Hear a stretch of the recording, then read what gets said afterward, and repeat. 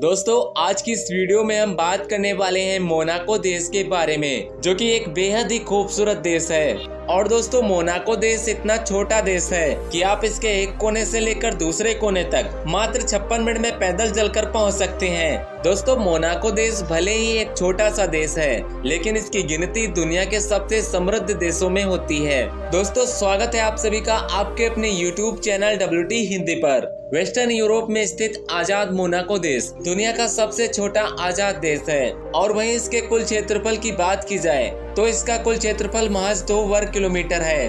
दोस्तों मोनाको देश की कुल जनसंख्या लगभग 40,000 के आसपास है। इस छोटे से देश के पड़ोसी देशों में नॉर्थ, ईस्ट और वेस्ट तीनों किनारों से फ्रांस इसका पड़ोसी देश है। दोस्तों मोनाको देश फ्रांस से घिरा होने के कारण यहाँ की भाषा भी फ्रेंच है और दोस्तों इसकी संस्कृति पर भी फ्रेंच की छाप नजर आती है। दोस्तों मोनाको देश की राजधानी मोनाको सिटी है और जबकि इस देश का सबसे बड़ा शहर मोंटे कार्लो है। और अगर बात करें यहाँ के धर्मों के बारे में तो यहाँ पर 86% की आबादी क्रिश्चियन धर्म की है और बाकी की 14% की आबादी में 7% आबादी यहूदी धर्म की है और 7% की आबादी किसी भी धर्म को नहीं मानती है। दोस्तों बात करें यहाँ की इकोनॉमी की तो मोनाको की कुल GDP लगभग 7.5 बिलियन डॉलर्स के आसपास है। और दोस्तों मोनाको की लगभग 99% आबादी शिक्षित है। हालांकि यह एक छोटा सा देश है तो यहाँ पर मात्र 6 विश्वविद्यालय और सिर्फ 7 प्राइमरी स्कूल हैं। दोस्तों मोनाको का राष्ट्रीय ध्वज देखने में हूबहू इंडोनेशियाई ध्वज के जैसा है, पर इंडोनेशिया का झंडा आकार में मोनाको के ध्वज से बड़ा है और इस देश के झंडे को साल 1818 में अपनाया गया था।